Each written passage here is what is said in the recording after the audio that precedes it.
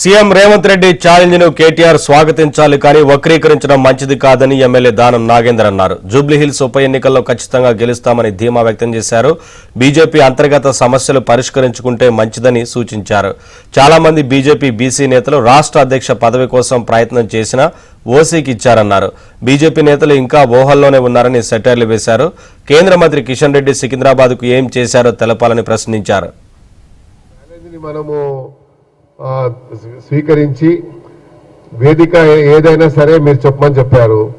మనం వేదిక ఏందనేది చెప్పకుండా వందన బొందన అని అనడం అంటే వక్రీకరించి మాట్లాడడం కరెక్ట్ కాదు. ఎందుకంటే ప్రధానంగా బీజేపీలో చాలా మంది అధ్యక్ష పోటీ పడ్డారు. వాళ్ళ అంతర్గతంగా ఉన్నటువంటి సమస్యల్ని ముందు వాళ్ళు పరిష్కరించుకోవడానికి ప్రయత్నం చేయమంది. సీనియర్ శాసనసభ్యుడు రాజా సింగ్ గారు వారు ఏం స్టేట్మెంట్ ఇచ్చారో మీరు చూశారు. అదేవిధంగా అక్కడ ఈటెల రాజేందర్ గారు ప్రయత్నం చేశారు, అరవింద్ గారు ప్రయత్నం చేశారు, ఇంకా బీసీ నాయకులు చాలా మంది ప్రయత్నం చేశారు. అసలు వాళ్ళ ఊరు పేరు కూడా ఎక్కడ కూడా లేదు.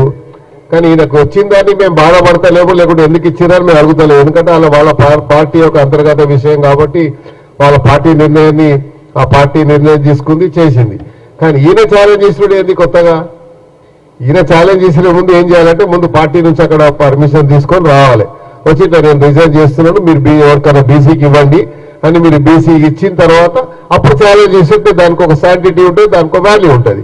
నువ్వు వాల్యూ లేని కానీ ఎంత చెప్పినా కూడా దానికి ఇది ఉండదు. కాబట్టి తప్పకుండా వారికి అవగాహన వస్తుందని నేను భావిస్తున్నాను. బీజేపీ గ్రాఫ్ ఎక్కడ పడిపోయిందో మీకు తెలుసు. హైదరాబాద్ సిటీలో ఏ పరిస్థితి ఉందో.